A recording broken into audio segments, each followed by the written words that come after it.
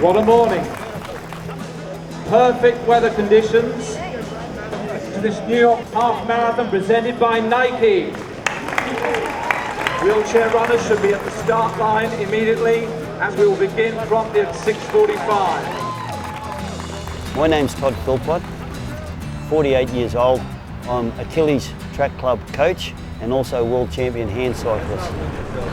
When I first lost my right leg, it was pretty tough because being an athlete all my life, I wondered what I could do. Finally, I figured, well, to be upset about what I don't have is to waste what I do. So it was then I closed the door on what I used to be and I focused on what I could do as an amputee elite athlete.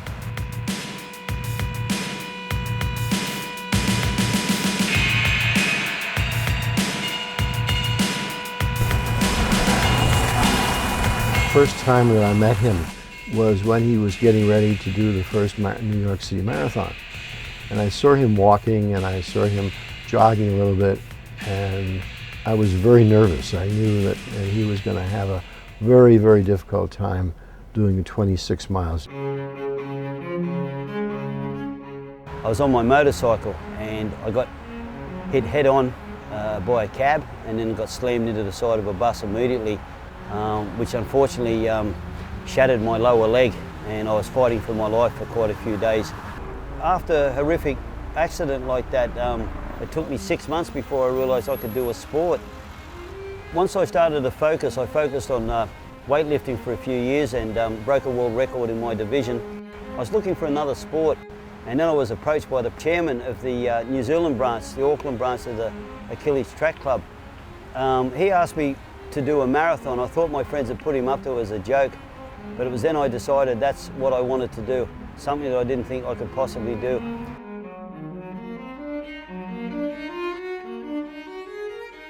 If you had asked me, I would have said, no, he's not going to finish.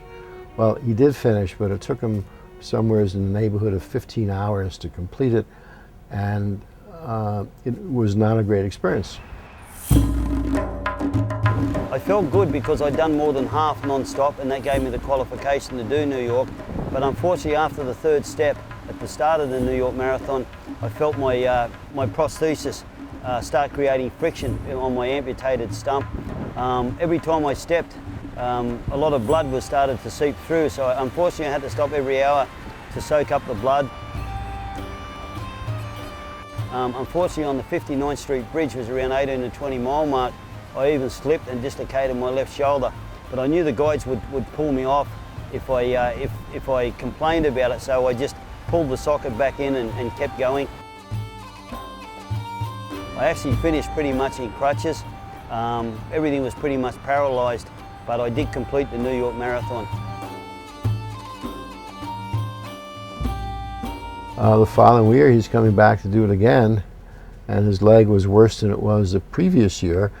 And I said, Todd, let me show you a different way of doing this. We got him a hand crank. We went out together. He had talent. This was the most talented person that I'd ever seen in my life in a hand crank.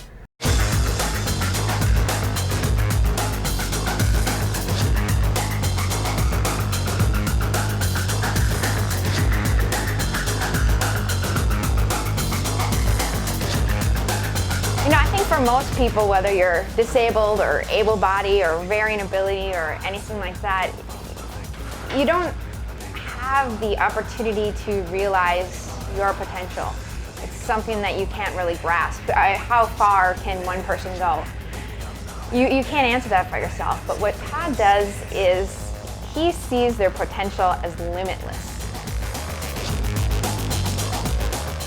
As one who strives to reach his or her potential, first is as the athlete.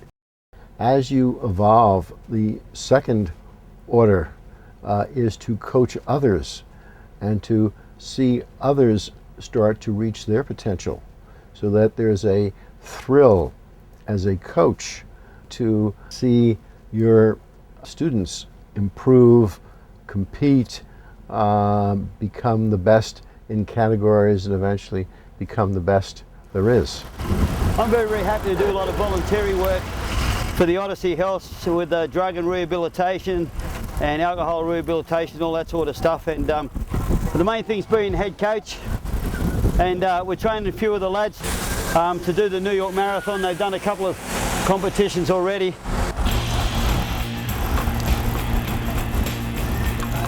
It is true about persistence wearing down resistance. Life will always impose resistance on you, and not more so than New York, you know, the city. It can make or break you so quick. Actually, it can break you so quick, very hard for it to make you. So you just got to hang in there, and to be optimistic, I believe, is to produce results. The optimists of the world, they still get the knocks like everybody else, but they seem to dust off the covers and get back.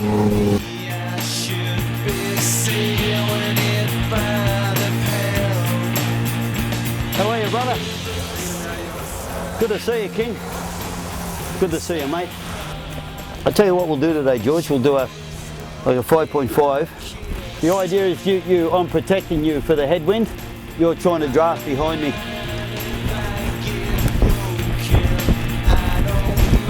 We're going left now.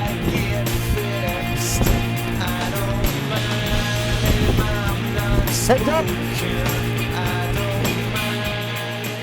The second project that Todd works on, he works with the wounded veterans who have come back from Iraq. These are typically amputees. They're youngsters. They're in good shape, and we delight in going down to the Walter Reed Army Medical Center, introducing ourselves and asking some of these young kids if they're doing the marathon on November 5th.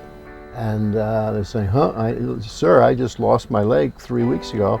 And then Todd or I would say, oh, that's okay, that doesn't matter. And then we introduce them to our sport. Soldiers coming back all the time, very young, between 18 and 25, and very disillusioned with what has happened. So I try and focus on increasing their self-esteem. And unfortunately, the young fellas come back with one or two limbs blown off, and I encourage them to get into the hand cycling, and they're not sure what it's like. So I just ask them if they can just try it out the one time. So we go around the huge building around Walter Reed, and all it takes is for them to hop on the hand crank and to do a couple of rotations of the hand cranks, and they're sold, and it's fantastic. And we feel that if we can get these people to do a marathon, we are going to basically addict them to achievement. It's great to have you with us, George. What we all got to try and do is try and maintain our health as the number one thing. Todd is very, very good at seeing someone's potential and letting them go beyond that. He champions everyone. Good on you, brothers. When Todd first found out that I was into conducting, he immediately was like, okay, that's great, that's wonderful. What we gotta find out is what kind of world records there are in conducting. I was like, what kind of world records there are in conducting? What are you talking about? He's like, well, we have to see what's the longest anyone has ever conducted. What we have to do is find the world record and work to break it. And I was like, okay, Todd. I mean, he looks at things differently, you know? I'll just lift these bags and just bring them up the road. Not too hard. That's it. That's good.